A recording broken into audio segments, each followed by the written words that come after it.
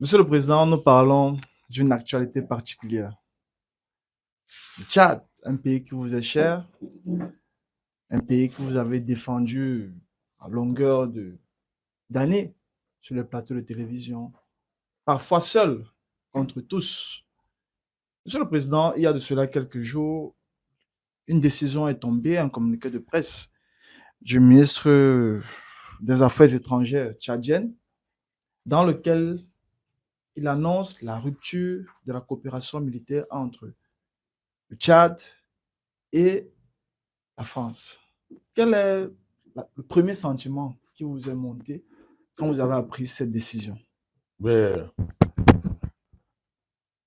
un sentiment extrême de joie. Je dis bien extrême de joie. Et vous l'avez rappelé parce que le Tchad, apparemment même, c'est un problème personnel du président Badakani. Je me suis retrouvé isolé dans la galaxie panafricaniste sur cette question. Et j'en ai fait partie comme un problème personnel. Et à cause de ça, de tout ça, j'ai été très ému, très choqué, au sens positif du mot. J'étais choqué par cette décision qui est tombée il y a quelques jours seulement. Une fois de plus, on est très heureux d'avoir anticipé tout ça et de l'avoir anticipé d'une manière particulière dans un contexte où beaucoup ne comprenaient pas, d'autres pour des raisons d'inconsistance géopolitique, d'autres de bonne foi, d'autres parce que dans la priorisation, n'est-ce pas, des enjeux, en tête des enjeux, la démocratie néocoloniale, version prête à porter que l'on importe. Voilà, disons, le colon met dans sa valise, il vient avec tout dans ça. Tu appliques. Pour toutes ces raisons, les gens n'ont pas su anticiper, n'ont pas su bien analyser les enjeux chacun. Donc vraiment, je ressens une joie particulière par rapport à ça. Une joie particulière.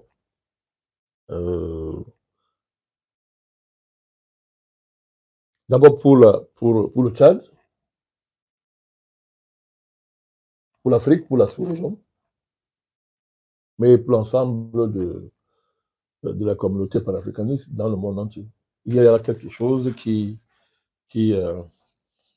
va éclairer beaucoup, qui va amener beaucoup à revoir les bases à partir desquelles ils raisonnent sur des sujets comme le Tchad.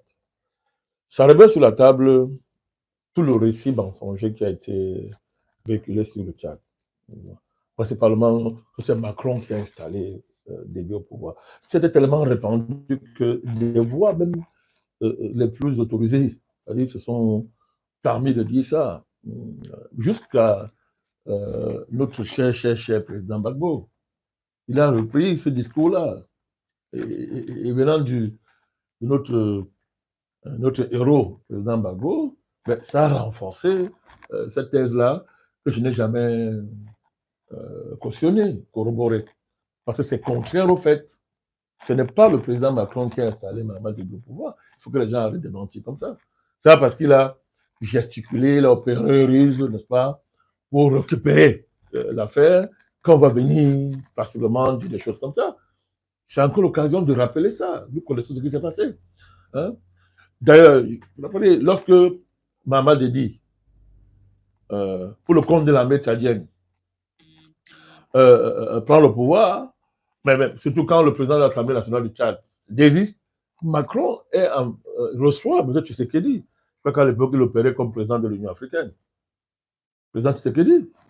Au perron de l'Élysée, il faut une conférence de presse. Macron dit qu'il n'est pas question d'adouber au Tchad une succession dynastique. Vous avez oublié ça? Il le dit clairement. Et il a maintenu cette position-là, encouragée par les Hachim Bébé, toute la galaxie, n'est-ce pas, des petits Français africains, des petits Français africains, africains français, qui accompagnaient Macron dans la préparation du sommet de Montpellier. Tout à l'époque, c'était... Macron l'a dit clairement. Alors, donc, à l'époque, on oublie la montée des rebelles. Le fait, son leader était où à l'époque? Et le fait n'était-il pas accompagné par la chaîne des médias publics français qui relayait leurs supposées avancées matin, midi, soir à l'époque? Ce n'est que lorsque le président camerounais, c'est le président camerounais, le président Paul Biya, agissant comme président de la CEMAC à l'époque, qui entre en scène. Il est 14 heures, nous sommes sur le plateau d'Afrique Média et nous demandons au président Paul Biya d'agir en tant que président de la CEMAC. Les archives existent. Le président à 13 heures dépêche son ministre de la Défense, celui qui a encore d'ailleurs en fonction, M. Béchi Assomo, qui va au Tchad remettre au président Mamad Déby un pli fermé. Et quand le président Déby est assassiné par la France, M. Macron profite du deuil pour venir faire semblant d'adouber. Parce qu'il sait qu'à partir du moment où la CEMAC, ils sont pour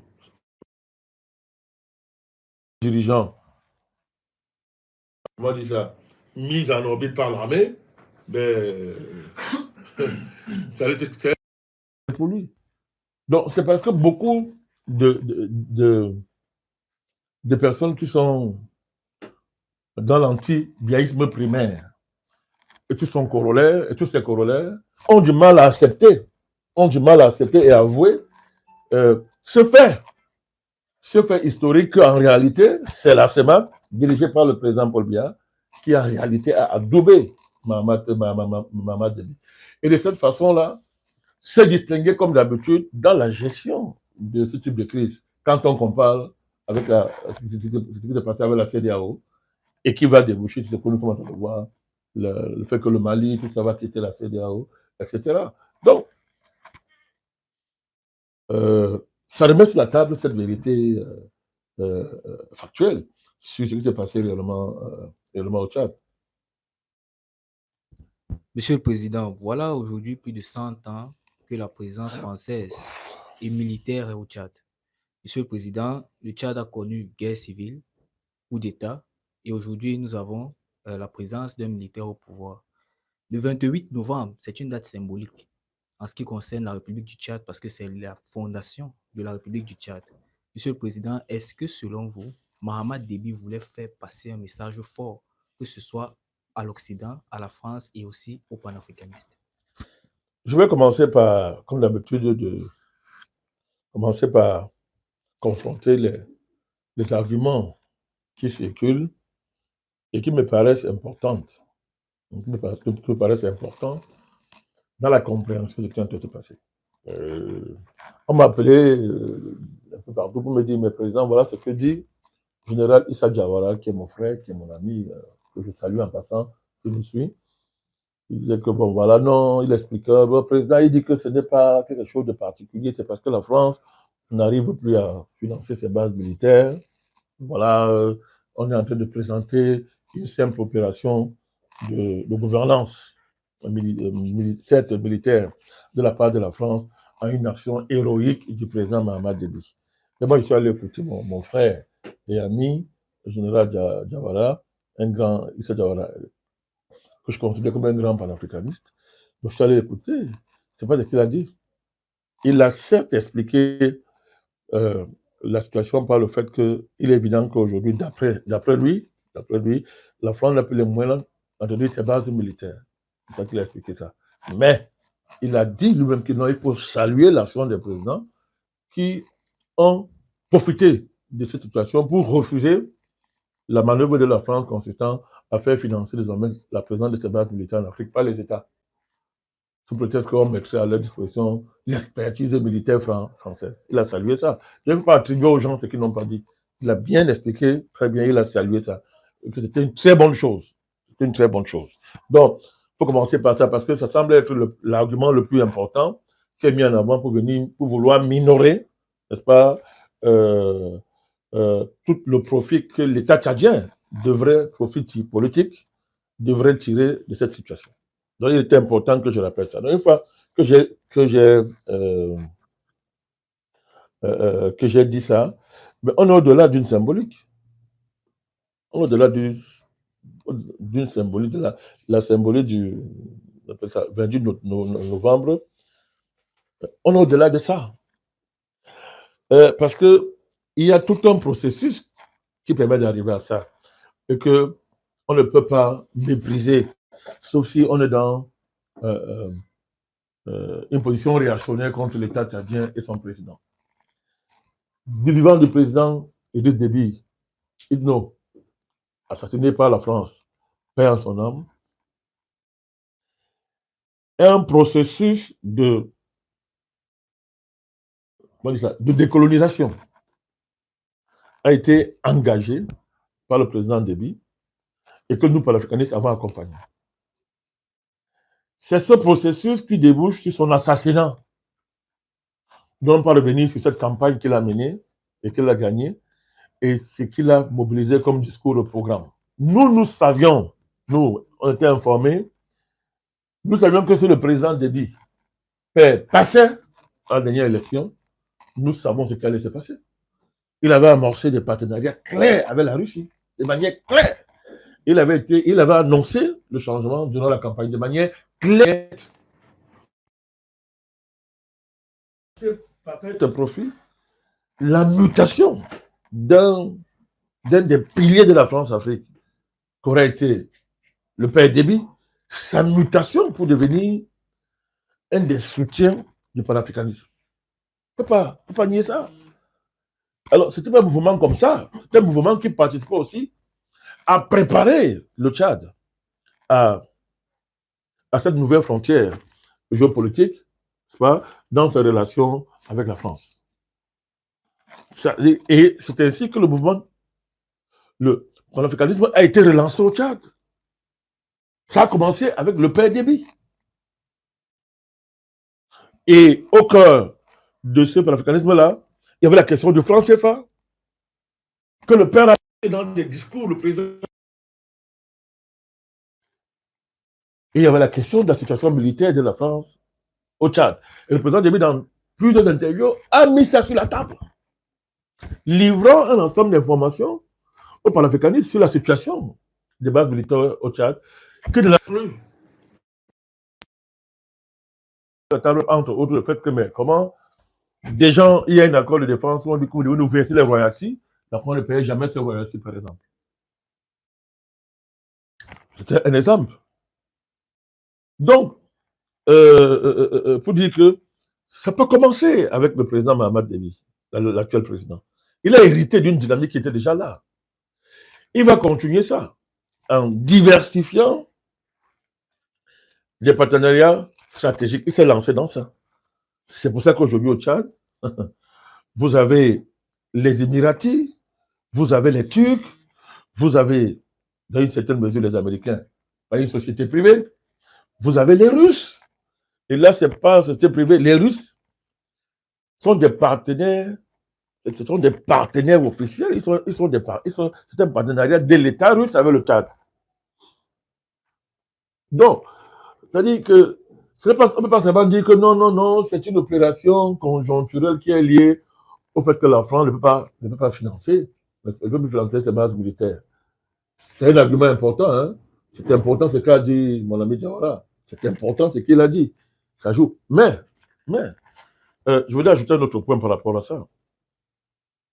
Si la France aujourd'hui a des difficultés économiques, est en crise, dans une crise économique profonde, à travers ses déficits et son endettement, qui aujourd'hui a pratiquement plus de 110% de son produit intérieur brut.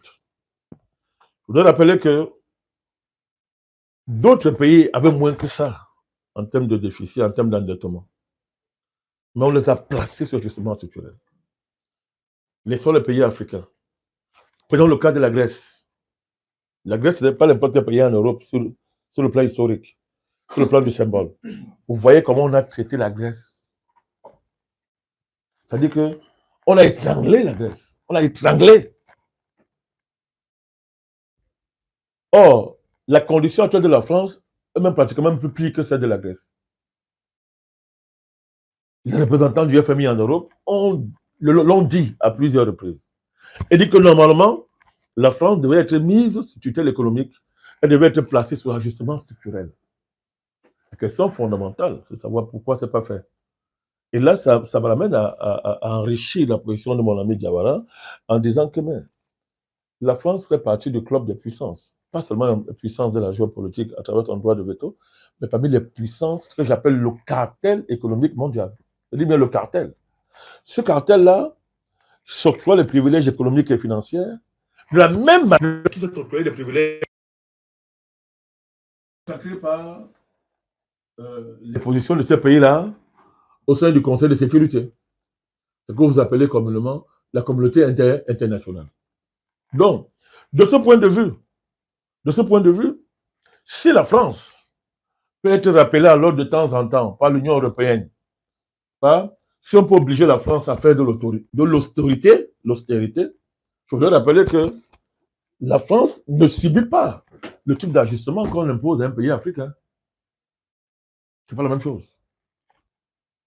Donc, on met le fait évidemment qu'elle va s'appauvrir, les ressources qu'elle prélevait au niveau de la France-Afrique, Niger, Mali, etc., ont sérieusement diminué et de ce fait affectent directement les finances françaises, mais elle n'est pas sur ajustement structurel. Ce qui lui donne des marges, c'est des marges résiduelles dans le sens de vouloir maintenir des positions géomilitaires, mais quel vent, non seulement quel vent dans le cadre du marché géopolitique, géostratégique qui est constitué par l'Occident collectif. Il se passe des choses et tout entre eux là-bas, mais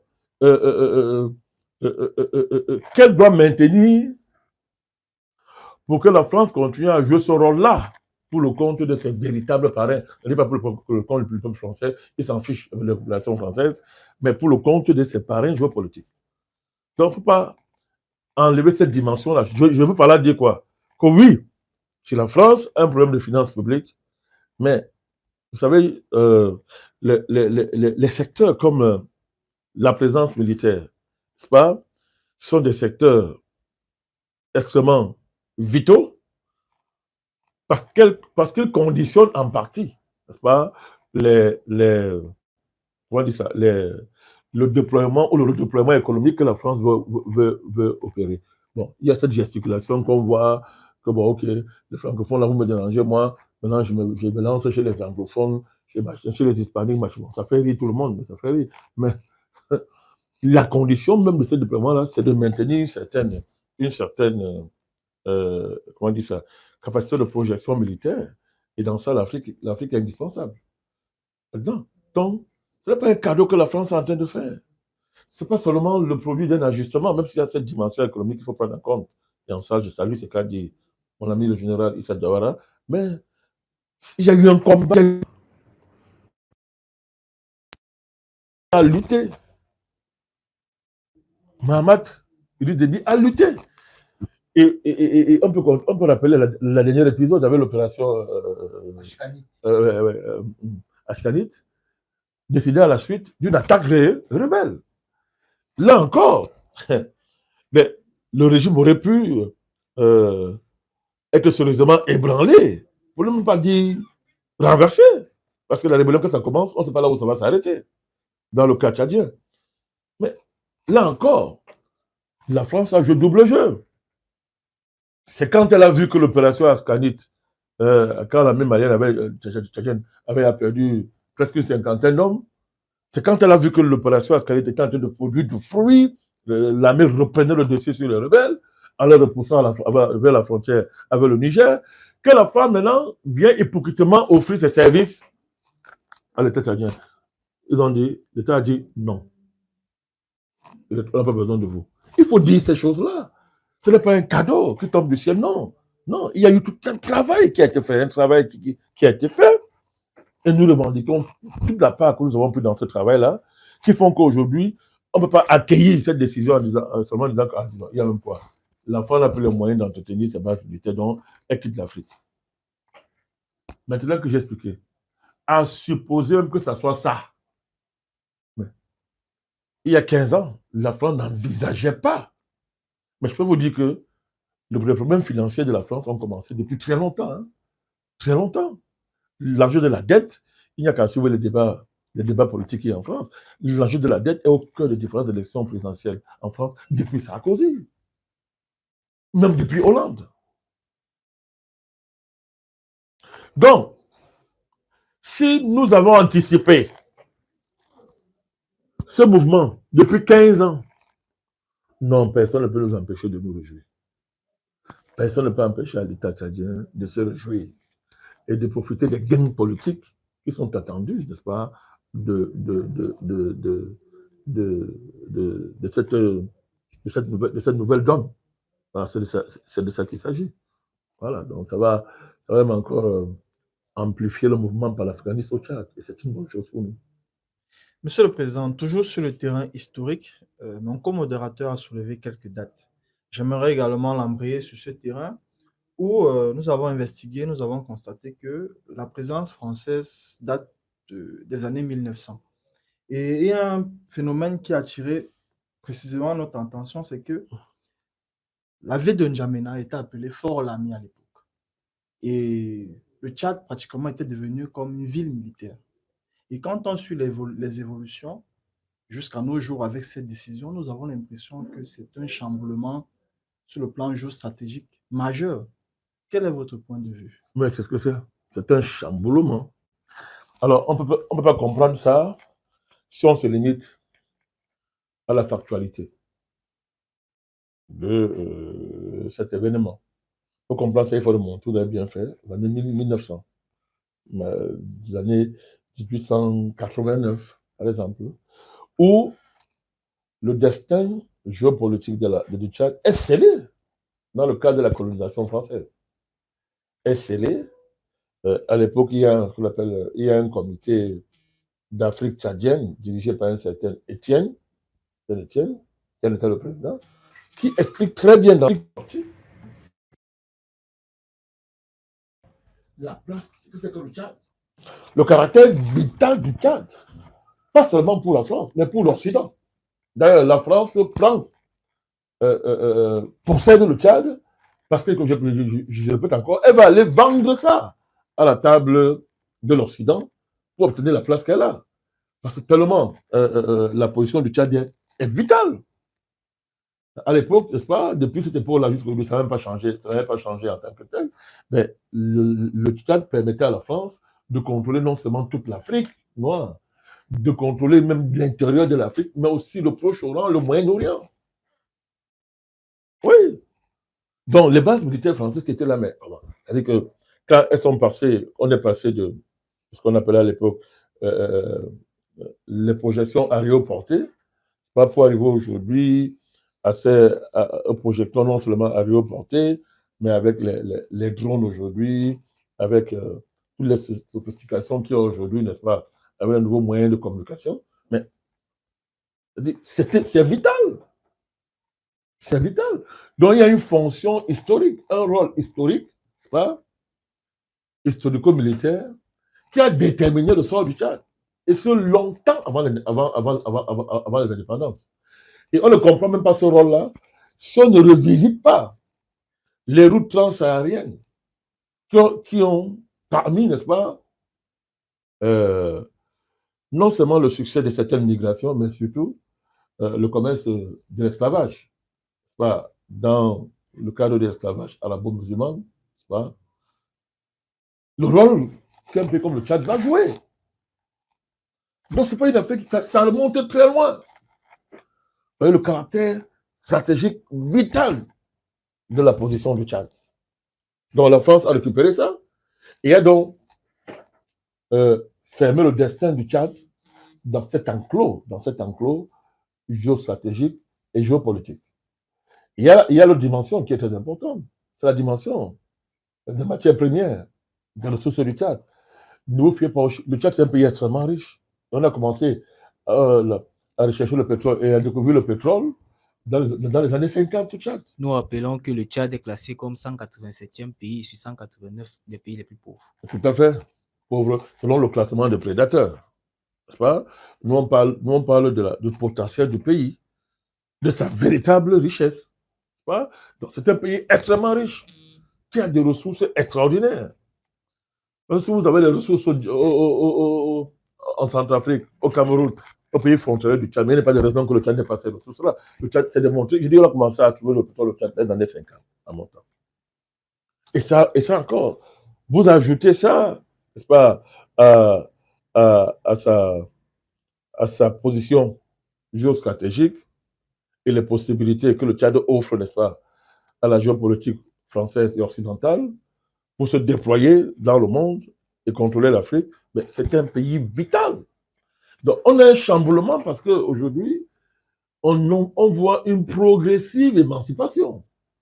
Hein? On voit une progressive émancipation du Tchad de cet enclos géopolitique, de cette prison géopolitique, qui, je répète encore, on ne comprend rien au Tchad si on ne prend pas en compte ce que j'appelle cette loi fondamentale de la politique tchadienne, de la géopolitique tchadienne.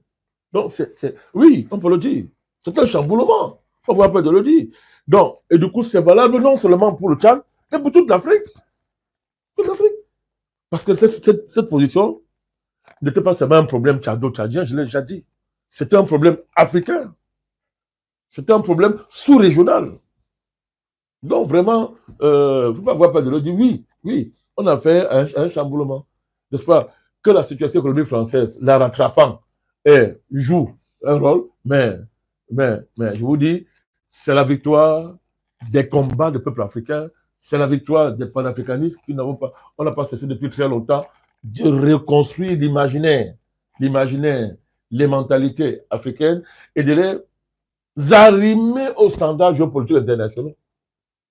Mais on a fait plus, dans le sens de bousculer ces standards, de les dépasser, dans ce que j'appelle, n'est-ce pas, un renouveau géopolitique qui place l'Afrique au cœur des enjeux mondiaux, pas simplement comme une variable d'ajustement, pas seulement comme un rouage, mais cette fois-ci comme un acteur conscient de ses intérêts et de son rôle historique dans les enjeux mondiaux.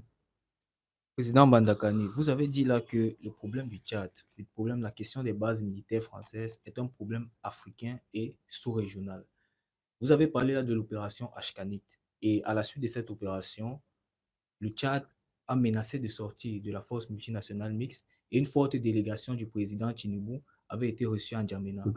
Aujourd'hui, le président Tinubu est en France et nous apprenons là la rupture des accords de défense avec la France. Monsieur le Président, comment interprétez-vous cela? Est-ce une coïncidence?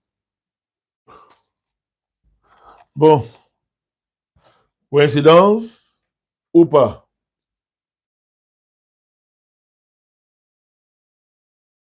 C'est un symbole. Il y a du symbole là-dedans. Il y a du symbolisme là-dedans. On va assimiler ça à la coïncidence, dans le sens que il n'y a pas de hasard dans la succession des événements et leur articulation. Il est évident que la visite d'État qui vient d'effectuer le président Tinubu en France, dans un contexte où il y a très longtemps, la France n'a pas offert de visite d'État à un président, a une signification majeure. C'est-à-dire, je vous ai dit, la France est en train de jouer le théâtre, le cinéma de cet amant qu'on chasse, mais qui, pour intéresser son ancienne femme, lui présente d'autres femmes pour susciter sa jalousie et jouer l'important. Bon, sauf que nous, on sait que la France c'est du théâtre. Parce que, dans les endroits où elle va aller là maintenant, elle a quel moyen pour aller payer là-bas essentiellement? Elle n'aura jamais là-bas l'avantage historique qu'elle a eu en Afrique et qu'elle a été incapable de capitaliser. C'est le problème. Donc, c'est du théâtre. Et les relations de France avec le Nigeria ne datent pas d'aujourd'hui. C'est depuis très très longtemps, depuis le général de Gaulle. Nous connaissons l'épisode de la guerre du Biafra et de l'entreprise multinationale française, pétrolière opère au Nigeria. Bon, à partir de là, que M. Macron veuille intéresser le Nigeria dans une espèce de relation spéciale avec la France, pour, à partir de cette relation-là, peser sur ces anciennes colonies qui sont dans une dynamique d'émancipation, c'est un fait. C'est ça aussi l'explication politique et géopolitique du caractère étatique de la visite du président Tinubu. Mais maintenant, pour revenir, la question de la force multinationale mixte, la réaction du Nigeria a montré que le président Tinubu est très au fait de l'importance de sauvegarder cet instrument. Mais au-delà de ça, de bien comprendre que le Nigeria a besoin du Tchad. Le Tchad a besoin du Nigeria.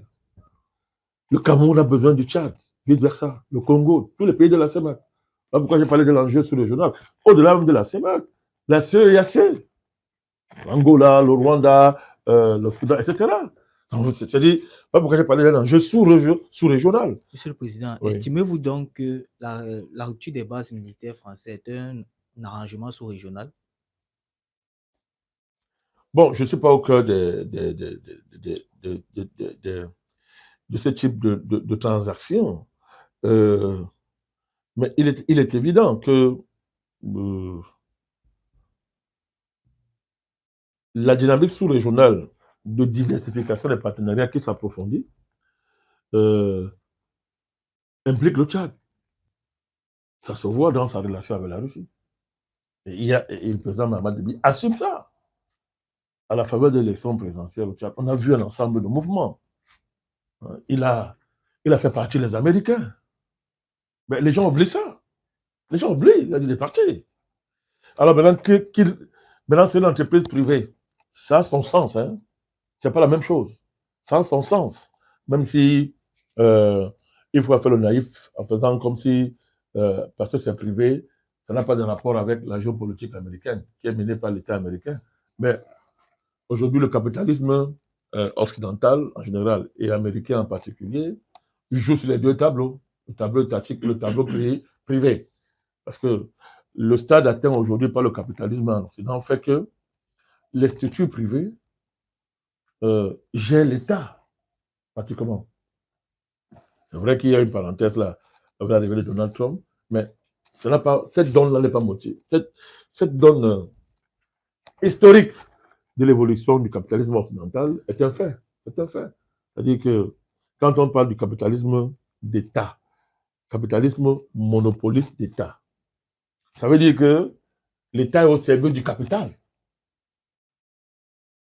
Il est pratiquement soumis au capital. C'est une tendance historique du capitalisme.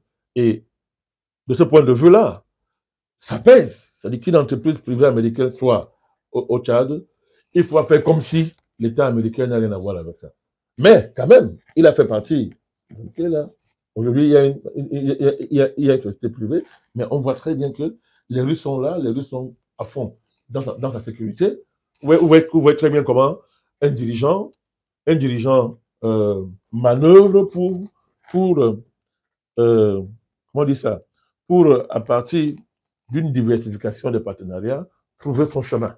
C'est un fait. Alors, donc, à partir du moment où le Tchad est membre de la CEMAC, fait partie de toutes les organisations sous-régionales, mais aussi à partir du fait que le mouvement panafricaniste a beaucoup pesé ces dernières années dans l'évolution politique du Tchad.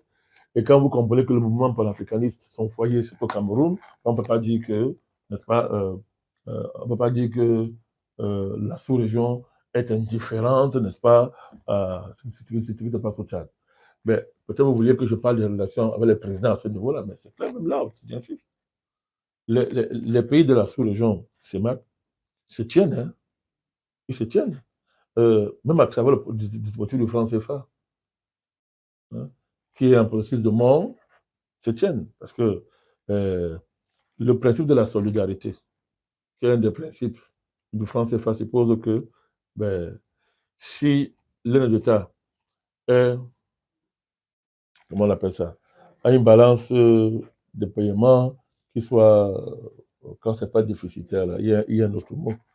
Mais ça dit que excédentaire, c'est valable pour, ça sert à combler les déficits des autres pays membres. Vous voyez, ça joue. Ça fait donc que ces pays-là, ils ont des liens économiques très intégrés. Même si c'est une intégration néocoloniale, ces liens sont intégrés. Ça se développe que le Cameroun soutient le Centrafrique et plusieurs fois a eu à soutenir le Tchad. Plusieurs fois. Donc, vous voyez que de ce point de vue, ces pays sont obligés de se concerter. Il y a de la concertation, sans bruit entre les États. Il y a de la concertation, ça, ne vous trompez pas. Et de ce point de vue, je sais que ces évolutions-là sont partagées, n'est-ce pas, avec les pays de la sous-région. Merci, Monsieur le Président. Nous voulons mettre en corrélation plusieurs faits que nous avons observés.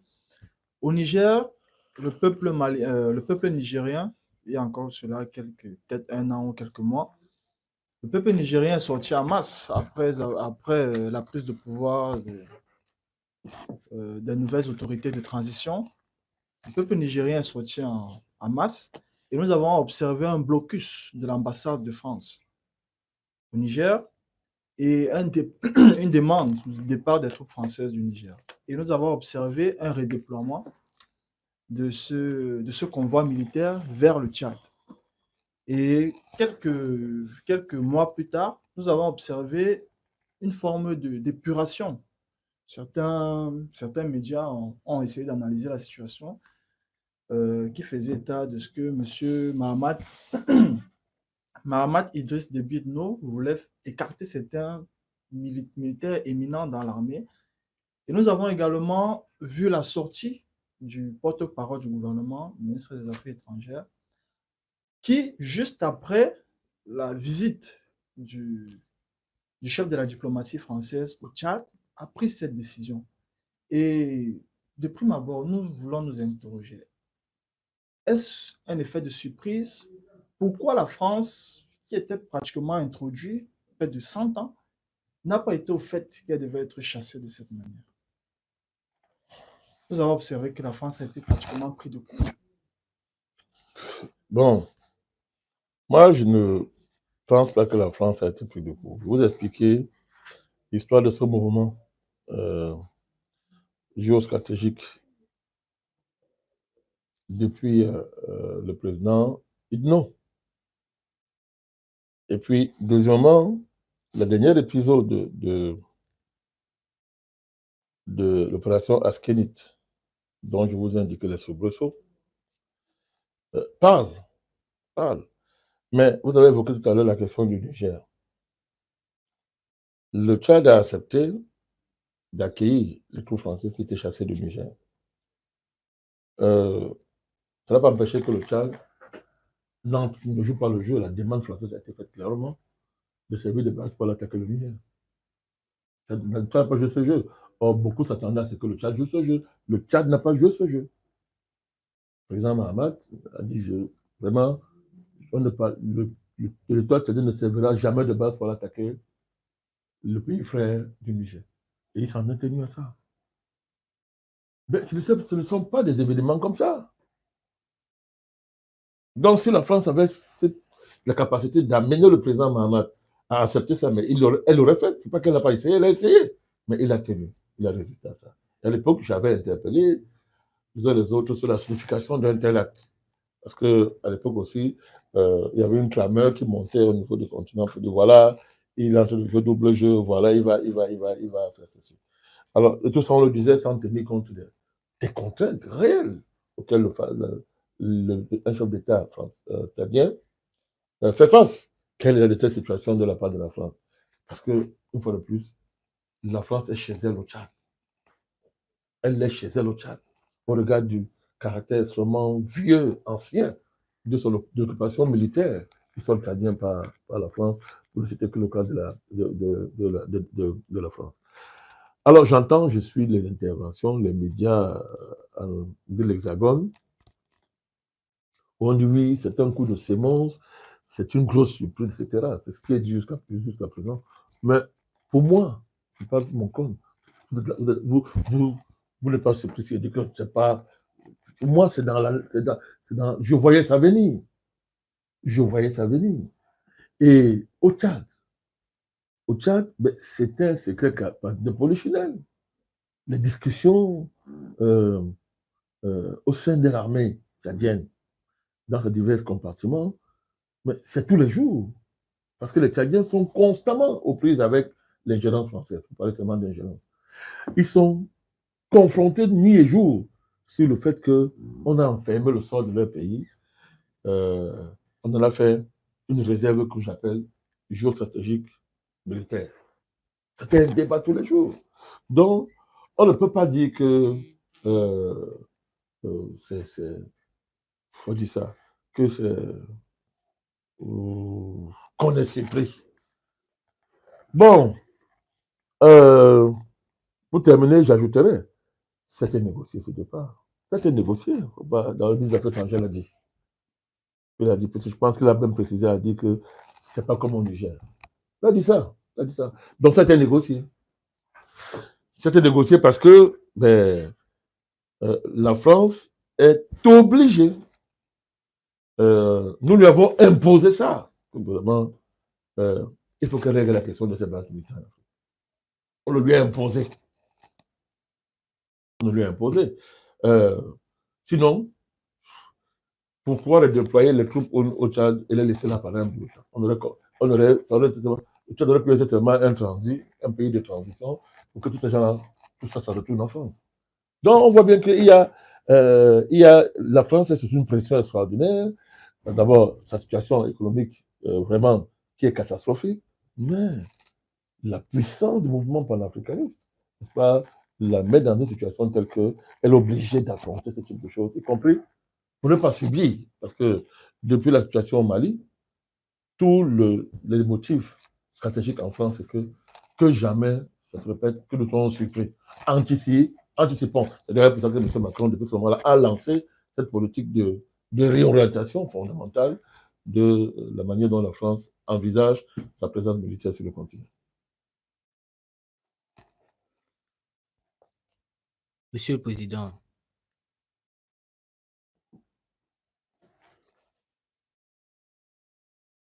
nous avons observé un ensemble de phénomènes, notamment des panafricanistes. Nous avons observé que vous avez été pendant un moment, on peut dire, une bête noire de certains panafricanistes qui vous accusaient de soutenir des dictateurs. Vous avez soutenu le Tchad, malgré qu'il y ait on va dire, une rixe avec les militaires. Je crois qu'il y avait eu 100 morts. À cette époque-là, vous avez fait front. Et vous avez rappelé que c'est une opération de la CIA. Monsieur le Président, qu'est-ce qui explique cette jaclasse?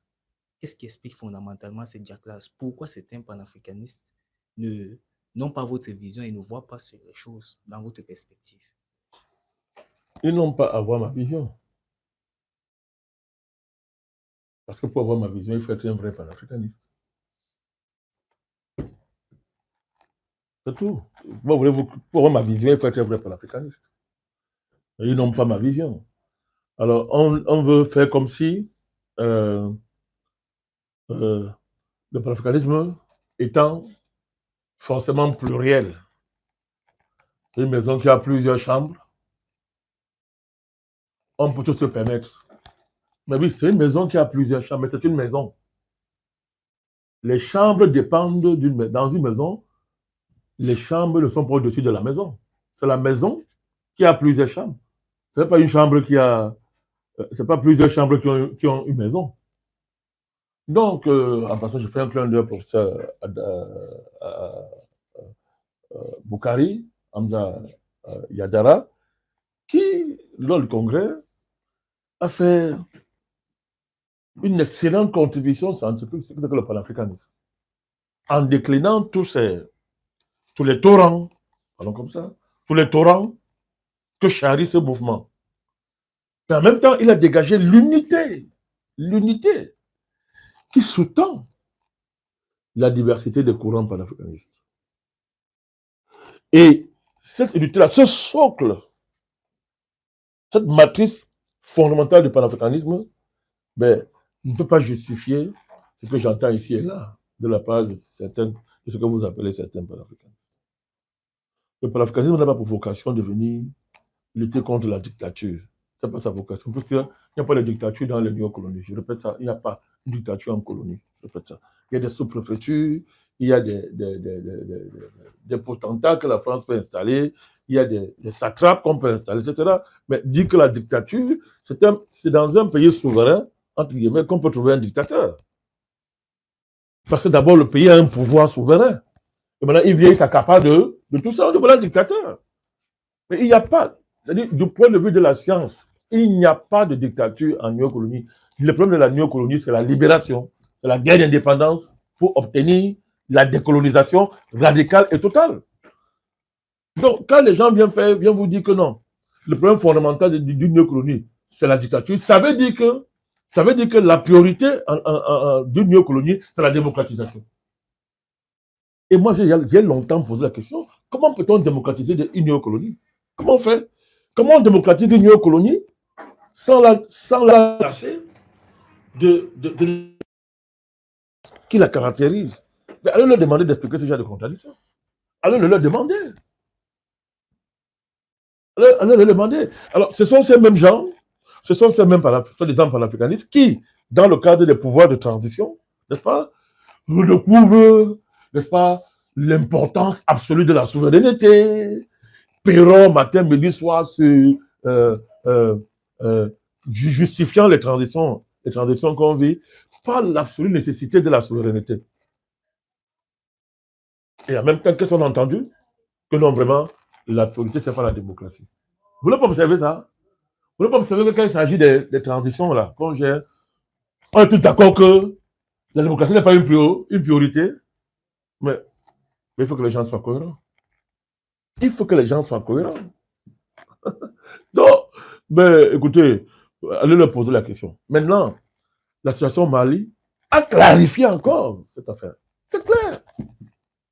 Pour ceux qui refusaient de voir, c'est encore plus clair. Donc, moi, c'est pas ce débat-là. Moi, d'abord, moi, ça m'a jamais gêné quand on dit que je soutenais la dictature. Moi, ça m'a jamais gêné. Hein. J'ai assumé ça clairement, sans honte. Parce que ceux qui étaient contre la dictature, on voyait très bien qu'ils étaient là où ils s'appuyaient pour être contre la dictature. Ils s'appuyaient sur la France, les Américains et consorts. Donc, ça se voit. Donc, moi, je n'ai jamais été gêné par rapport à ça. Hein. Donc je pense que le panafricanisme, là, quand le panafricanisme en tant que mouvement historique lutte contre l'impérialisme. Sa base fondamentale, c'est de lutter contre l'impérialisme, la négation du destin et la destinée des peuples africains, négro-africains. La négation, c'est-à-dire que du destin de l'Afrique et des peuples africains, négro-africains sur le continent. L'esclavage et la colonisation nous ont enseigné sur le projet qu'on a pour nous. Le panafricanisme, ce n'est pas la réaction, c'est l'annoncement, c'est la prise de conscience, mais c'est toute l'imagination, c'est-à-dire c'est tout l'héritage de l'imagination politique, l'imagination géopolitique, géostratégique, du génie africain, pour venir à bout non seulement de l'esclavage, mais de la colonisation, et moi je dis ça, et montrer au monde, n'est-ce pas, que le but c'était pas seulement de lutter contre ces fléaux-là, mais c'était de revaloriser tout ce que le génie africain est capable de faire dans tous les domaines. C'est ça le panafricanisme. Mais dans cette démarche-là, qu'est-ce qu'on appelle démocratisation de l'Afrique? Qu'est-ce qu'on appelle démocratie? Dans tel contexte. C'est quoi? L'enjeu démocratique, c'est quoi? C'est d'aller chercher la robe là, en Occident, prêt à porter, sans qu'on ait même pris vos mesures. Vous mettez ça sur vous, après vous n'avez même pas marché. Vous connaissez les femmes qui portent certains talons là. Vous voyez les femmes qui portent des talons là. Ils ne peuvent pas faire 2 pas. Elles marchent à peine. Parce qu'on voit bien qu'elle est en train de forcer quelque chose qui ne lui convient pas. C'est-à-dire le talon là, c'est pas sa mesure. Vous voyez souvent des femmes là dehors avec des robes qui les serrent tellement. Elle marche à peine. Elle est en train de forcer la mesure. Et souvent, on prie que ça ne soit pas d'une certaine manière et que la robe se déchire. Mais c'est ça la démocratie, camisole de force, prête à porter. On dit démocratie, prête à porter. Ça vient tout droit des officines occidentales. Allez, portez-vous, portez-vous. Mais il faut être particulièrement inconséquent sur le plan stratégique, sur le plan de la géopolitique, de la politique, pour croire que on appelle démocratie, n'est-ce pas, un modèle politique, n'est-ce pas, et électoral. Quand on vient, que c'est pas comme ça, on vient chez vous là, alors on vous dit, voilà, ça allez, allez appliquer. C'est de la folie. La démocratie en Afrique est conditionnée, je dis bien conditionnée par la souveraineté et l'indépendance. On ne peut pas être un démocrate si on ne pose pas que la condition de la démocratie, c'est l'indépendance. Je dis bien, la condition d'une vraie démocratie, c'est l'indépendance, c'est la souveraineté. C'est un peuple libre.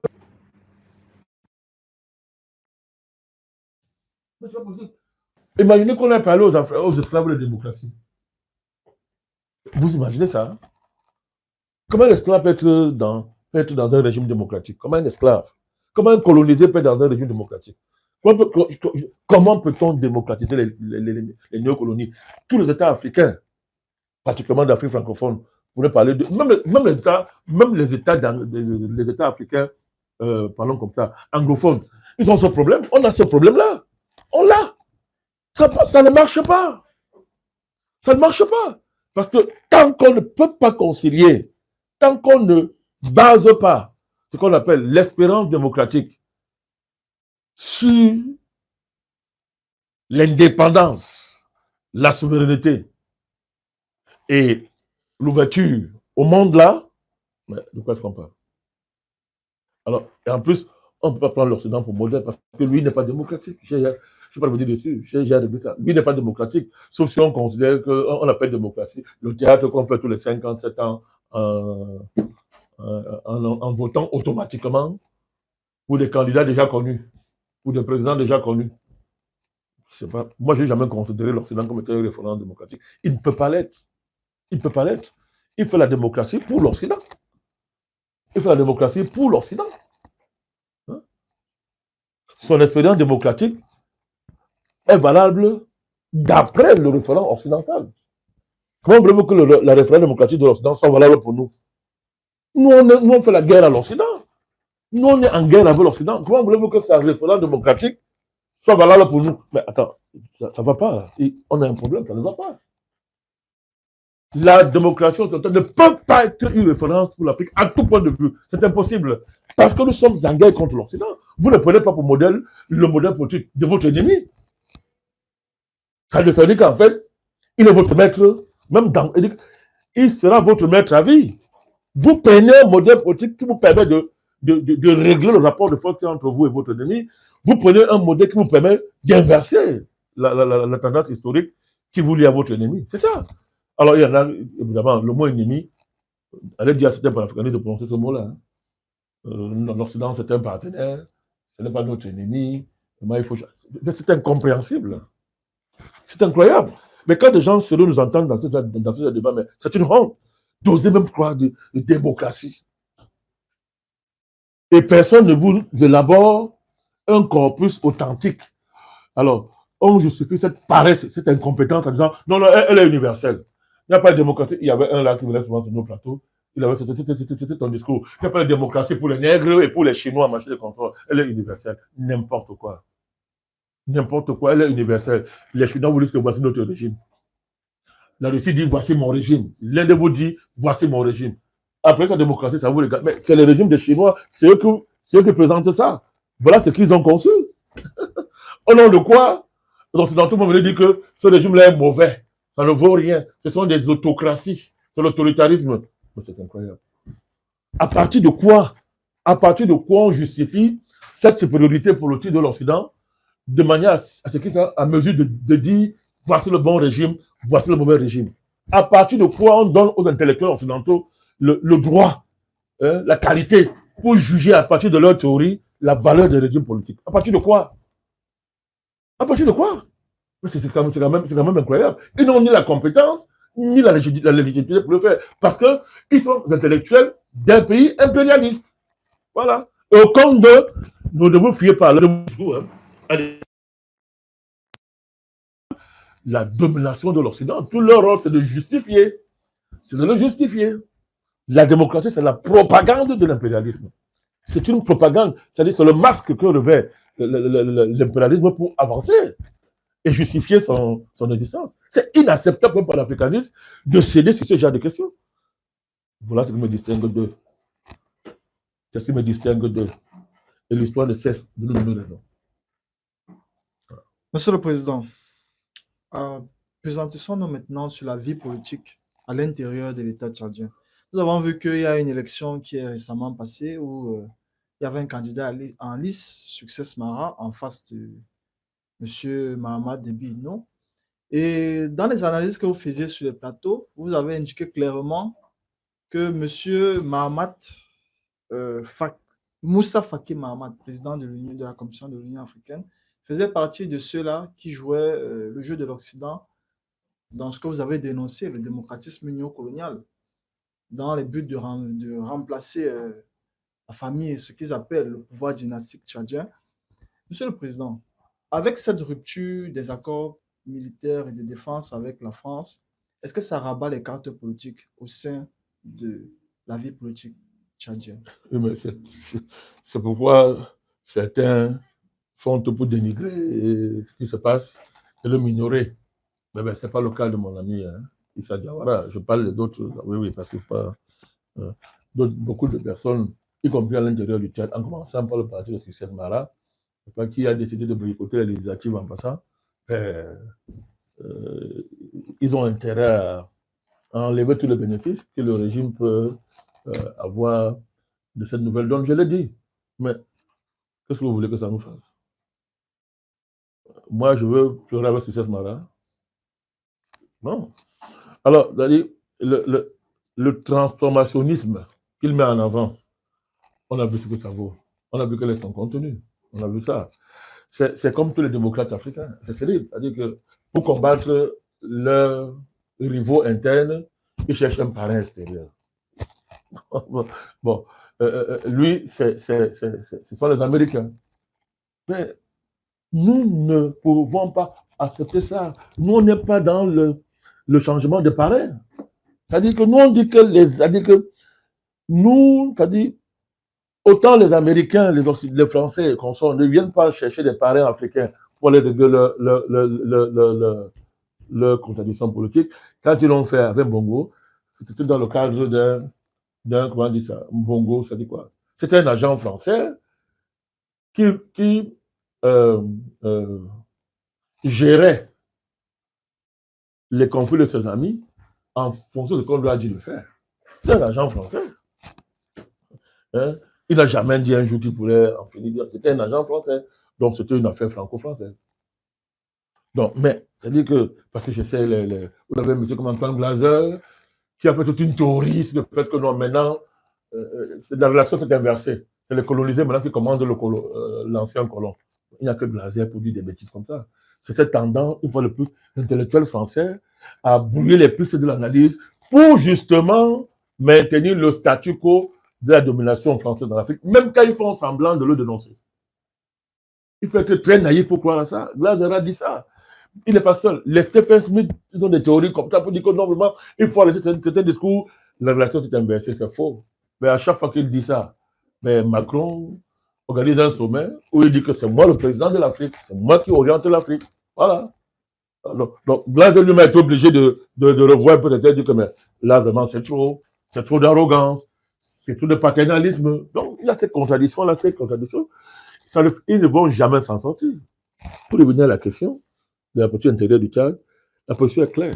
Moi, je préfère l'original à la copie. Moi, je préfère des agents historiques qui, à un moment donné, quand ils sont rassemblés au pouvoir, ils disent « je sors de cette situation ». on ne peut pas accepter qu'un pays est colonisé.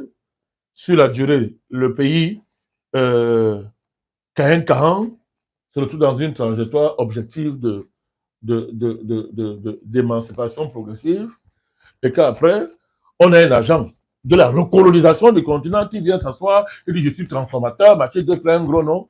Mais après, on voit qu'en fait, son vrai pays, ce sont les États-Unis. On ne peut pas accepter ça. Ce qui s'est passé la dernière fois, c'était une révolution de couleur dirigée par les Américains. On a vu l'Europe quand j'ai l'ambassadeur américain. Est-ce que la France a également, les États-Unis ont également beaucoup à perdre avec ces ruptures des accords militaires avec le Tchad? Mais le candidat, c'était Massa. À ce jeu, ils ont perdu. Pour essayer de le colmater, ils ont invité Mahamat Déby au sommet Lousa, Afrique. Vous avez vu comment on l'a invité, lui donnant tous les honneurs. Donc, à ce jeu-là, maintenant, j'ai dit les Américains sont là, travaillent dans une entreprise privée, donc ils sont là, mais c'est dans le cadre de cette diversification des partenariats qui aujourd'hui permet aux États africains de se jouer de ces différentes puissances. D'ailleurs, M. Antoine Glaser rappelle que Mahamat Déby dit à tous les dirigeants occidentaux que mon bureau est rempli chaque jour de partenaires qui ne souhaitent que travailler avec nous. Mon bureau est rempli. Alors, vous savez, il y a une différence entre une femme qui est courtisée par 30 amants et une femme qui n'a pour sa perspective qu'un amant. Je n'ai pas dit mari, hein. C'est pas la même chose, hein. Une femme qui est beaucoup courtisée, sait qu'elle est beaucoup courtisée, c'est pas la même chose. Celle qui fait des années sans recevoir de la cour se pose des questions. Et c'est pour ça que souvent elles vont se donner les moyens d'intéresser. Et on n'avait qu'un seul mari, un seul amant, violent, barbare. On n'a pas le choix. Aujourd'hui, mais je suis désolé. Il y a beaucoup de courtisans. On redécouvre notre beauté. Nous sommes très intéressants. On est indispensable au fonctionnement du monde. On en prend conscience de plus en plus. Non. Vous ne pouvez rien faire contre ça. Le Tchad aujourd'hui a découvert que la France ne servait à rien. On ne peut pas te nourrir. On te donne rien de meilleur matin, midi, soir. On te donne l'argent gratuitement. Tu gueules les gens après. C'est pas ce pays-là. Nous, on fait tout pour la France. Et on nous gueule matin, midi, soir. Dans une condescendance qui n'a pas de sens. Moi, j'ai aimé, il y a un pasteur en Côte d'Ivoire que j'aime bien, Gédéon. De quoi de la Tétchouva. Gédéon. Il a dit une chose que moi j'ai beaucoup appréciée. C'est un pasteur. Il dit, mais attends. Vous dites que vous dites que nous ne sommes rien. Vous dites que nous ne valons rien. Vous dites que nous sommes des ratés. Bon, maintenant, nous on vous dit, ok, ratés. Vous dites que vous ne partez pas. Mais vous restez alors là pourquoi? On vous dit de partir. Vous restez là pourquoi? Vous dites que non, mais attends. Partez, laissez-nous. Vous ne partez pas. Non, en fait, c'est vous qui ne valez rien. C'est vous qui, sans nous, ne pouvez rien faire. Aussi simple que ça. Alors, donc c'est un peu ça. Donc, la politique intérieure tchadienne ressemble à la plupart des politiques intérieures la plupart des pays africains. Ça se ressemble, même si évidemment il y a des différences. Mais ce ne sont pas des différences de fond. C'est-à-dire que c'est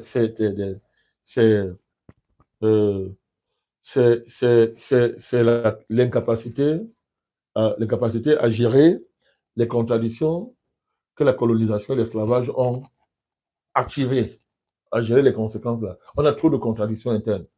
Et ces contradictions, pour la plupart, ne sont pas de notre fait, historiquement parlant.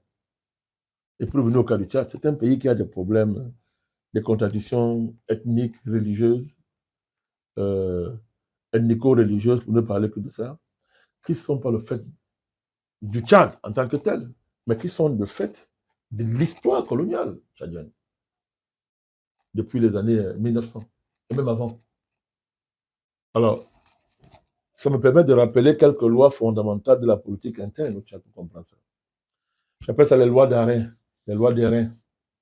Quand on dit une loi d'Arin, c'est que c'est une loi qui est objectivement très puissante, contre laquelle vous ne pouvez pratiquement rien. C'est comme une espèce de loi fatale. Voilà. Il y a d'abord la première loi, c'est la loi géopolitique et géostratégique qui a fondé le Tchad. Tout à l'heure, j'ai rappelé à quoi on a réduit le Tchad. C'est une réserve géopolitique, géostratégique. J'ai déjà parlé de ça plusieurs fois à d'autres occasions. Cette loi qu'on a imposée au Tchad s'est faite en négation des peuples tchadiens. On a nié les, les aspirations, les intérêts des peuples tchadiens. Je ne parle même pas de la conférence de Berlin et ses conséquences. On sait très bien que ce ne sont pas nos frontières, ça. On connaît les conséquences de ce tracé de frontières fait par la conférence de Berlin. On va revenir dessus. Qui, en soi, fait éclater des contradictions inédites dans les différents endroits qui ont été dans tout le tracé de ces frontières-là. C'est-à-dire, le tracé de frontières à la conférence de Berlin, en soi, c'est la bombe des bombes qui est tombée sur le continent africain. Parce que ça a créé des contradictions ethniques, politiques ingérables. Les gens oublient ça. Les gens oublient ça. Ça a été repris par le projet géopolitique et géostratégique franco-colonial pour le cas du Tchad. Donc, je viens de là tout à l'heure, j'ai rappelé ça.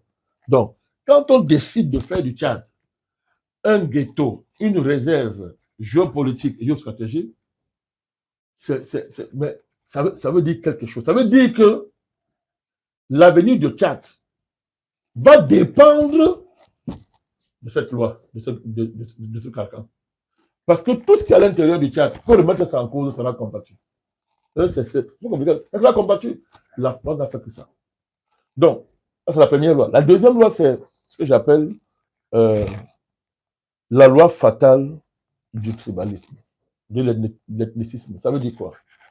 Vous savez que je ne suis pas de ceux qui... j'allais dire la loi fatale géoethnique. C'est mieux comme ça. Disons comme ça. Géoethnique. On ne peut pas faire le jeu d'un certain courant. C'est-à-dire que à partir du moment où il y a ce destin qui a été réservé au Tchad, n'accède au pouvoir que celui qui correspond à le profil qui garantit la continuité de ce pacte-là. C'était le cas de François Tolbaba, premièrement, quand il arrive au pouvoir. Alors, du coup, c'est la troisième loi, c'est la loi de la rareté des ressources à partager. Une colonie ne développe pas ses richesses. Quand il les développe, c'est pour le compte de la métropole, ou bien des métropoles. Ça veut dire qu'à partir de maintenant, ou bien tout ça, hein, la loi, l'économie en colonie et en néocolonie, c'est la mise en valeur des colonies. On peut appeler ça développement, on peut appeler ça émergence, on peut appeler ça développement autocentré, tous les noms qu'on vous a inventés là pour qualifier ça, c'est la mise en valeur des colonies. Ça veut dire que le colon s'installe, il développe chez vous l'activité économique qui lui sont rentables économiquement, ou bien sur le plan de son prestige et de sa puissance dans les nations. Voilà la motivation. Donc, il n'y a pas de développement économique qui soit possible chez vous. Ça veut dire quoi? Ça veut dire que l'économie, les populations qui ont des activités sont bloquées. Ça ne débouche pas sur une mise en valeur, hein, sur des chaînes de valeur qui émancipent économiquement les agents économiques dans le sens moderne du mot, n'est-ce pas, historique du mot, qui les émancipe et les met à l'abri de la pression de la famine, de la pression du pouvoir d'achat, qui soit, n'est-ce pas, à la hauteur des besoins, n'est-ce pas, qui s'imposent par la vie quotidienne. Vous bien comprendre ça. Ça veut dire que celui qui est au pouvoir a des ressources sous la main, mais ces ressources-là, il ne peut pas les partager de manière équitable pour toutes les populations en parlant comme ça. Parce qu'il y a une autre loi, il y a la loi de l'insécurité politique. C'est-à-dire que si j'arrive au pouvoir, je suis en insécurité. Pourquoi? Je ne dois rien faire qui puisse fâcher ceux qui m'ont mis au pouvoir. Mais ils ne sont pas là pour les populations. On connaît. Ils sont là pour leurs intérêts. Donc, du coup, lorsque toi, tu crains d'être renversé par eux, tu ne peux pas servir les intérêts de tous les groupes communautaires qui composent le pays. Tu ne peux pas. Parce que celui qui t'a placé là et qui te protège n'est pas là pour servir tous les groupes communaux. Il est là pour servir ses intérêts. Vous voyez cette contradiction, elle est mortelle. Hein? Elle est terrible. Elle est mortelle. Ça débouche sur quoi? Ça débouche sur quoi? Ça débouche sur le fait que la plupart des pouvoirs qui ont été au Tchad, étant dans l'incapacité de satisfaire tous les groupes communautaires qui composent le Tchad, ont donc joué le jeu de la sécurité politique, à savoir placer dans l'administration, dans les postes stratégiques, les siens. Ça a une autre conséquence. Dès que vous placez les siens au pouvoir, pas sur la base de leurs compétences, mais sur la base de votre sécurisation, ben, vous ne les contrôlez plus. Vous, à partir du moment où ils vous sécurisent, une dépendance établie entre vous et eux, parce qu'ils vont vous sécuriser, mais pour profiter, ils n'ont pas de compétences pour penser la nation, pour penser l'articulation de leurs intérêts communautaires avec ceux des autres groupes communautaires, ben, ça débouche sur de l'arbitraire, des abus de pouvoir, sur l'accaparement des richesses, ce qui est là, le moins de la petite richesse qui est là. On s'accapare ça, les projets de développement ne sont pas tracés, ce n'est pas lisible, il n'y a pas de transparence. Donc, vous avez là, en plus du facteur géopolitique, géostratégique, impérialiste, qui est le facteur majeur, vous avez donc ces facteurs-là internes qui font que, du coup, qui a alimenté toutes les guerres civiles qu'il y a eu. Depuis Tol Babaï, sont arrivés M. Déby au pouvoir. En passant par Hissène Habré, Boukouni Wedei, général Félix Maloum et les autres. Donc, ce sont les lois fatales de la politique intérieure tchadienne. Maintenant, quand vous avez des acteurs politiques qui choisissent de se taire, c'est ce qui énerve les puissances étrangères, ce qui peut remettre en cause les intérêts étrangers, il ne reste quoi? À jouer le jeu des querelles internes, d'insulter, de jouer telle communauté contre telle communauté, etc. C'est le problème nord-sud qui a ce problème nord-sud qui a au Tchad, que M. Sossat Mara est venu réactiver. Les Américains ont récupéré ça, comme ils font toujours, pour essayer d'opposer un sud contre un nord, soi-disant chrétien, musulman. C'est pas ce que vous comprenez tout à fait. C'est ça qui est au cœur. Sur Toumbabaï, la rébellion avait occupé pratiquement la moitié du territoire. Et comme par hasard, ça coïncidait avec un sud et un nord. Le fameux axe nord-sud. Vous avez tout compris. Ça coïncidait. Alors, donc, c'est l'enjeu de place dans la réforme de la fonction publique, l'enjeu dans l'armée, etc., qui va justifier, par exemple, l'avènement d'une structure comme le Front de libération nationale, etc. Après, quand il faut maintenant les intégrer dans l'armée, c'est compliqué. Monsieur Abré va venir aggraver ça. Ça, Abré, son cas est grave. C'est-à-dire que, lui, il arrive dans le cadre de cet axe nord-sud dont je suis en train de vous parler. Quand il prend le pouvoir, pour le sécuriser, il impose une loi terrible au Tchad. Une loi politique. Qui est que si quelqu'un pose un acte politique contraire à la volonté du régime, sa famille et sa tribu vont payer. C'est une conception de la sécurité du pouvoir. C'est-à-dire, à partir du moment où je contrôle les familles, politiques contre moi, la tribu va payer. La famille va payer. On a arraché les biens des familles, on a massacré les ennemis. C'est ça qui va alimenter donc l'entrée au maquis de M. Déby, qui va aller rejoindre certains, je crois, Abbas Kaloum, je crois, qui va aller le rejoindre maquis au Soudan. Et là, ils vont s'organiser pour revenir au pouvoir par la guerre. Je ne parle pas de la séquence du Boukouni Wedei contre Hissène Habré. Hein? La guerre. Alors, vous voyez tout ça. Donc, le pays a fait 42 ans, près de 50 ans de guerre. 50 ans de guerre. C'est ça qui explique la prééminence du militaire au Tchad. 50 ans de guerre. Et vous allez observer. Quand on dit même guerre civile, ouvrez vos yeux. Chacun a son parent étranger. Quand c'est pas la Libye, c'est les États-Unis. C'est la France, etc. C'est le Soudan.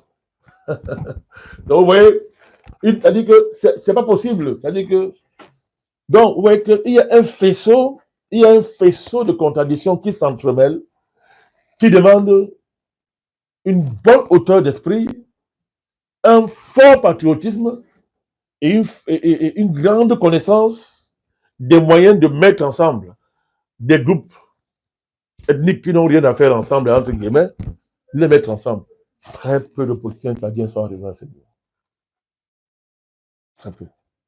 Donc ça fait donc qu'aujourd'hui, jusqu'à présent, c'est l'homme qui informe littéralement qui prend le pouvoir. C'est l'autre loi non dite de la politique tchadienne. C'est celui qui est bien armé qui prend le pouvoir. Merci, Monsieur le Président, pour cette analyse sociopolitique et géoethnique profonde du Tchad. Monsieur le Président, nous allons passer là aux perspectives. C'est ça qui a égaré beaucoup dans l'analyse de l'évolution politique interne au Tchad. C'est-à-dire que si vous mettez en avant la démocratie et les droits de l'homme, vous êtes largué sur le plan anthropologique. Vous êtes largué sur le plan sociologique. Si vous mettez en avant la démocratie et les droits de l'homme. Celui qui parle des droits de l'homme, là, on voit bien que c'est un guichet pour avoir l'argent de l'étranger. Parce que les droits de l'homme s'arrête devant un gars qui a un fusil. Un gars, c'est Kalachnikov, il tue pour prendre le pouvoir. Pas tu dis droits de l'homme. On sait bien que ça, ce n'est qu'un guichet pour avoir l'argent et donner les prétextes aux Occidentaux de tenir leur discours dans le l'homme sur le pays. Vous voyez. Donc aujourd'hui, le vrai enjeu, d'après nous, c'est de voir comment on peut sortir de ce long piège historique, mais ce n'est pas avec le démocratisme ou le néocolonial qu'on peut régler ça. Comment sortir donc de ce long piège géopolitique? C'est sur ces mots que vous venez de finir votre propos, Monsieur le Président.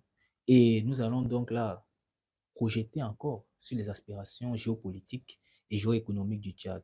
Monsieur le Président, les analystes géostratégiques du monde entier estiment que vous perdez Fort Lamy, c'est-à-dire N'Djamena aujourd'hui, vous perdez l'Afrique subsaharienne.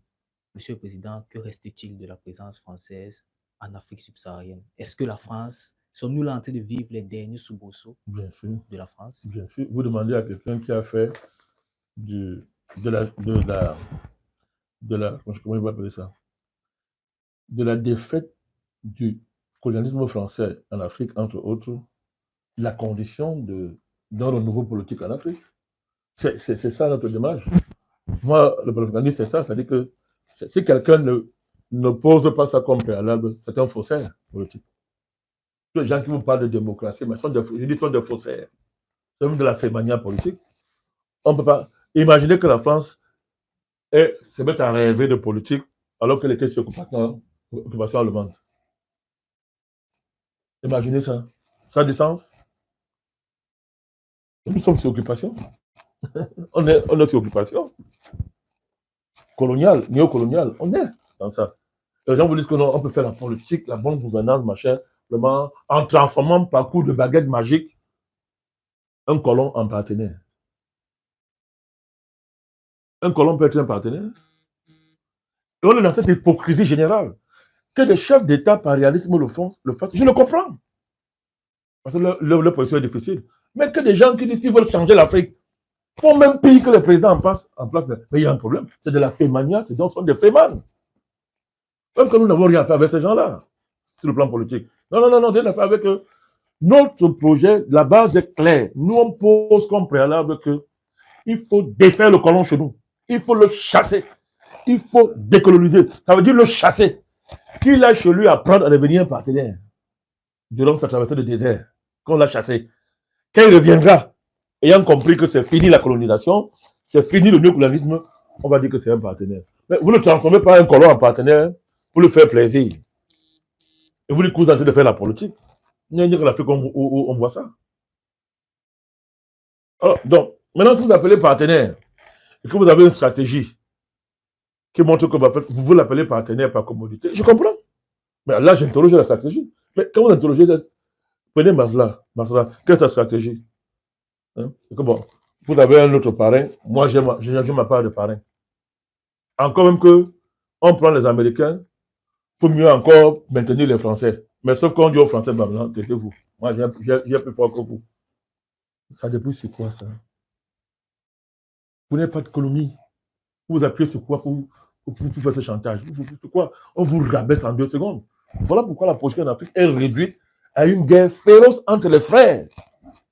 C'est-à-dire que finalement, l'ennemi même on le laisse. Mais on est plus violent envers son frère.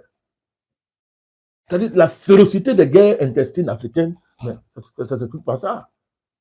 Parce que dès que commence à traficoter avec mon partenaire, toi qui étais un ancien dans ta tour, tu me regardes, mais il faut que je te tue. Tu dois te tuer absolument pour maintenir le pouvoir. Oui, maintenir le pouvoir. Du coup, l'enjeu du pouvoir, ce n'est pas développer le pays, sauvegarder sa souveraineté, mais c'est la conservation de différentes familles qui sont les mieux organisées pour conquérir le pouvoir. Et du coup, on fait des parrains étrangers les arbitres de ce jeu. Il n'y a pas pire déshonneur de la politique que ça. Il n'y a pas pire abaissement de la politique que ça en Afrique. Le NMP, nous n'allons jamais accepter ça. Jamais. Et notre combat, justement, c'est d'inverser ce rôle-là. Et par rapport à ça, vous me posez la question, mais les derniers jours, mais moi, je ne parle même pas de choses comme ça. Nous, on est ailleurs. Hein. Nous, on réfléchit comment, nous sommes dans la réflexion sur comment faire à ce que, une fois qu'il est défait, les conséquences n'entravent pas la grande politique décolonisatrice, qui soit l'alternative à ce que nous avons dénoncé. D'autant plus qu'en ce moment-là, c'est plus elle qui est dangereuse. Hein. C'est l'endocolona. L'endocolona. Et on les voit à l'œuvre. Et ils ont une capacité. Il a une capacité de se renouveler. Vous n'imaginez même pas. Parce que maintenant, quand on dit opposition, on dit pouvoir. Tout ça, c'est l'endocolona. C'est encore grave. C'est que la France va rester chez elle. C'est l'endocolona qui va la ramener. Parce qu'elle est dans la guerre contre le frère qui a pour le pouvoir en exposant la nudité de la clientèle du colonna, historiquement parlant. Donc, nos positions sont claires. Une fois de plus, ça nous distingue des autres. Voilà. Vos positions sont claires et ça vous distingue des autres, Monsieur le Président. Nous avons une autre question par rapport aux perspectives toujours. Est-ce que cette rupture des accords militaires et de défense avec la France peut faire pousser le Tchad à une jonction avec le pouvoir de l'AES? Mais ça, il faudrait demander à l'AES. L'AES, c'est une alliance, c'est une confédération organisée qui a ses critères. C'est cette alliance-là, même si nous sommes dans la grande famille panafricaniste, mais c'est à ceux qui gèrent, c'est à ceux qui gèrent, c'est à ceux qui ont élaboré la charte du Liptako Gourma, devenue confédération, c'est à eux d'examiner, de vérifier si le Tchad est qualifié pour intégrer l'AES. Ben, pour nous, ça serait une bonne chose. Hein. Pour nous, ça serait une bonne chose. Mais ça arrivera. Ça arrivera. Le processus panafricaniste prend des chemins sinueux, tortueux, mais elle va dans sa destination est claire. C'est la libération de l'Afrique, c'est la décolonisation totale du continent africain, c'est l'appropriation par l'Afrique de ses ressources naturelles pour en faire ce qu'elle en veut. Ça passe par la fixation des prix de la matière première, par une stratégie panafricaniste des mines, de la matière première, etc. Ça passe par l'avènement d'un marché africain digne de son nom, par la manière qu'on appelle Zelekaf, là. Zelekaf, je de l'appeler. Voilà. Qui pour nous est une manière économique qui ne peut pas libérer l'Afrique. Mais c'est la dynamique qu'on est en train de voir là qui va déboucher sur ça. Donc, si le Tchad dans pendant l'AES, ben, elle finira par être emportée dans une dynamique de fédération, dans une dynamique panafricaniste qui est en cours en Afrique centrale malgré les apparences. C'est en cours. L'élément qui vient de se passer avec la rupture de l'accord de défense doit faire comprendre aux gens ce que j'ai toujours dit, à savoir la puissance du mouvement panafricaniste tectonique qui est à l'œuvre en Afrique centrale. La puissance de ce mouvement-là qui est à l'œuvre en Afrique centrale. Je l'ai toujours dit. Et aucune force ne pourra empêcher ça. Vous savez pourquoi? Vous savez pourquoi? Vous nous le dites. Ce n'est pas l'œuvre d'un homme, c'est l'œuvre du vrai Dieu. Ça encore, ça me distingue des autres panafricanistes. Parce que moi, je mets toujours ça sur le patronat du vrai Dieu. J'ai expliqué ça. Quand nous lançons ce mouvement il y a 15 ans, ça dit que c'était de la folie. J'aime rappeler aux gens que la France, aurait pu décider de nous enlever dans nos pays et en finir avec nous, les Africains n'auraient rien fait. Rien. Ce ne serait même pas la faute des présidents. Ce ne serait même pas de leur faute au regard des rapports de force. Mais qu'est-ce qui nous a préservé? Qu'est-ce qui a pris ce mouvement de cet embryon-là à l'époque, si fragile, si fragile, si fragile, l'a fait grandir pour commencer à devenir aujourd'hui le fils qu'on est en train de voir, qui prend partout. Il n'y a que des vantards, des soi-disant intellectuels qui font croire que non, c'est le résultat de leur génie, hein? C'est le résultat de leur génie, c'est le résultat de leur science qui fait avancer ce combat. Voici un combat qui avance, on ne tire pas un coup de fusil. Les révolutions dans les pays se font, il n'y a même pas un oiseau qui meurt. Mais que les gens ouvrent les yeux. Donc voilà pourquoi je vous dis, rien ne peut arrêter ce mouvement, rien. Parce que c'est le vrai Dieu qui est devant ce mouvement et nous ne sommes que ces instruments. Donc moi, je n'ai pas de honte à lui rendre gloire chaque fois que j'ai l'occasion et lui redonner la prééminence de cette affaire-là. Maintenant, ceux qui pensent que Dieu n'existe pas, ceux qui pensent que c'est du confusionnisme que d'amener Dieu dans ces choses, dans ces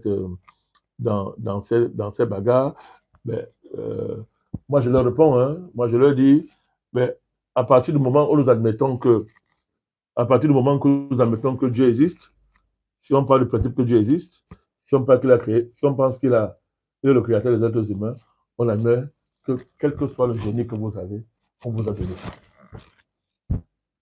Monsieur le Président, en 2013, nous faisons là une rétrospective de votre parcours en tant que panafricaniste, géopoliticien et géostratège. Monsieur le Président, en 2013, vous avez dirigé une manifestation devant le consulat français à Douala, 6 à Bonandio, pour demander le départ des 428 légionnaires français stationnés dans le Nord. Monsieur le Président, vous avez en outre, à la suite d'une forte pression, remis un document au consul français de l'époque. Et dans ce document, vous avez prédit un certain nombre de choses. Vous avez notamment prédit le départ des bases militaires françaises et la chute de la France en Afrique. Monsieur le Président, vous avez en outre demandé à la France, exigé à la France, de changer son comportement, sinon elle serait perdue en Afrique. Monsieur le Président, nous sommes là 11 ans plus tard. Et aujourd'hui, nous vivons là les derniers soubresauts de la France. Vous avez estimé que la France est déjà même morte. Monsieur le Président, nous sommes à Mondial Vision. Qu'avez-vous à dire aujourd'hui à la France, 11 ans plus tard, alors que vous avez, ma foi, raison? Je n'ai rien à dire à la France. Absolument rien. Que je n'ai pas dit dans ce mémorandum que vous faites bien d'évoquer, que j'ai remis au consul français pour le compte de M. François Hollande, comme président, afin qu'on lui remette. Donc, les consuls français, généralement, remettent les courriers qui sont destinés à leur président. Donc, que les Français aillent demander à leurs dirigeants de leur montrer la copie de ce document-là. Que voulez-vous que je dise à la France? Pourquoi que la France nous écoute? Pourquoi que la France nous écoute? Vous savez, la géopolitique, comme la politique, sont des démarches conscientes. Je répète encore, la géopolitique, comme la politique, sont des démarches conscientes. Ça veut dire quoi? Ça veut dire que on ne base pas une démarche géopolitique et politique sur une méconnaissance de celui qu'on affronte. Ou bien sur des préjugés quant à sa réaction. Non. Nous avons gagné. En commençant ce combat, nous connaissions à qui nous avons affaire. Nous savons très bien que la France ne nous considère pas comme les êtres humains. Nous sommes des singes pour la France. Évidemment, en plein jour, non, c'est l'Afrique, les Africains sont des gens mûrs, sont des êtres humains, mais dans la pratique, la France ne nous considère pas comme des êtres humains. Évidemment, la France considère que l'Afrique, c'est son précaré, c'est sa possession. Elle ne va pas perdre ça. Mais dans de telles conditions, comment fait-on pour instaurer une discussion digne de ce nom? Comment c'est possible? Comment? Comment? La discussion ne sera possible que si la France est battue dans ses convictions, si l'histoire lui démontre qu'elle s'est trompée sur toute la ligne et qu'elle vive ça concrètement. Peut-être à ce moment-là, la nouvelle génération de Français renonceront aux préjugés de leurs aînés. Pas parce qu'ils sont bons ou mauvais, parce que ce sera la condition de la survie. Donc c'est comme ça que moi j'aborde cette langue. Devant moi, je n'ai rien à dire aux Français. Je ne suis pas de ceux qui font des plaidoyers moraux, n'est-ce pas, en espérant que ça va changer la mentalité d'un colon, d'un impérialiste, d'un mondialiste pur et dur. La France est un État colonial. Elle colonise même ses propres ressortissants. Nos frères entiers vivent quoi? Vivent quoi? Elle colonise ses propres ressortissants. Les dom-toms sont des colonies en plein 21e siècle. La France y pratique des politiques coloniales, c'est clair et net. Alors, combien de fois nous alors? Tout ça l'a dit à ceux-là qui sont français. Ils ont même cru, hein? Non, mes frères. Donc, je suivais le brillant, le malheur, là, Lilian Thuram. Dans une émission, il dit que, mais, enfin, nous aussi, nous les Ambies, nous qui habitons les Antilles, on a compris que nous ne sommes pas des Français.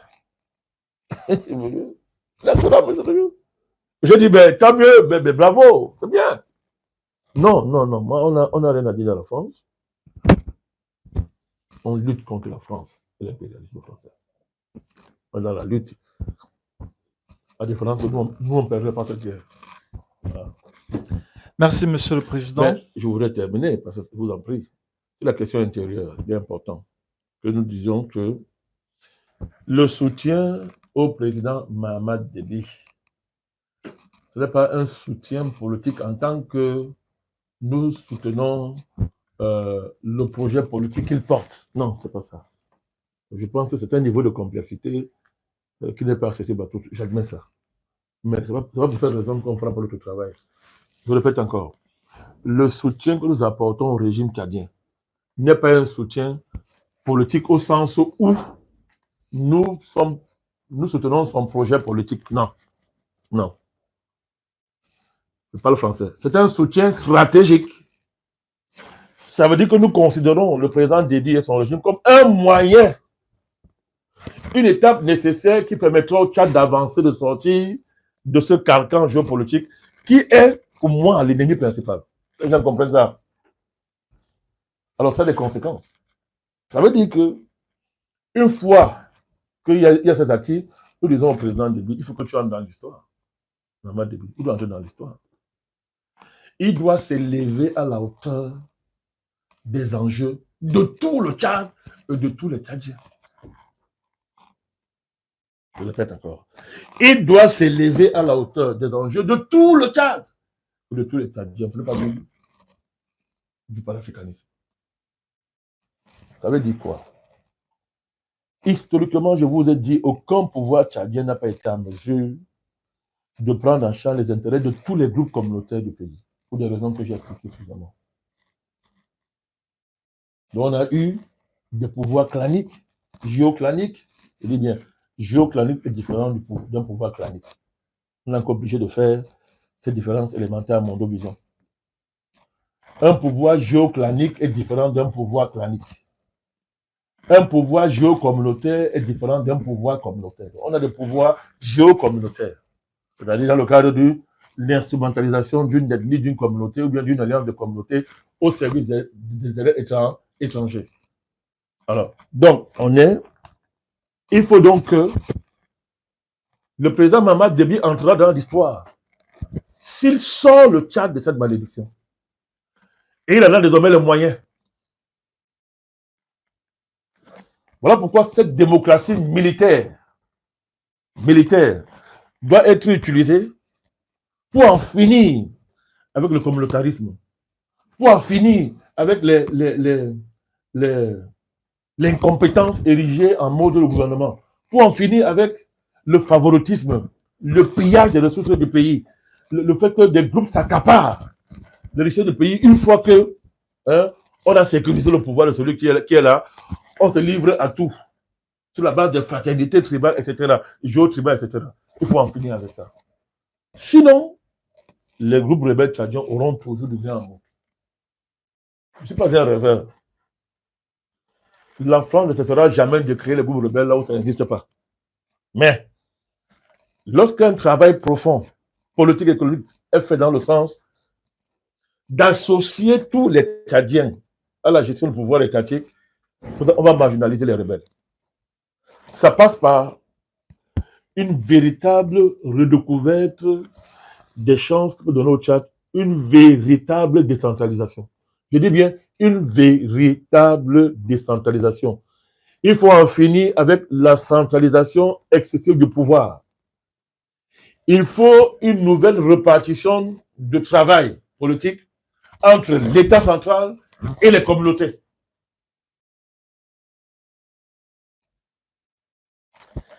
Il faut investir à fond dans l'éducation nationale, la décoloniser totalement, former les Tchadiens, instruire les Tchadiens. Et évidemment, lancer le grand chantier de la libération économique du pays. Ce n'est qu'ainsi qu'on peut sortir de la malédiction militariste, qui n'est pas une solution pour le Tchad. Il faut que ce soit clair.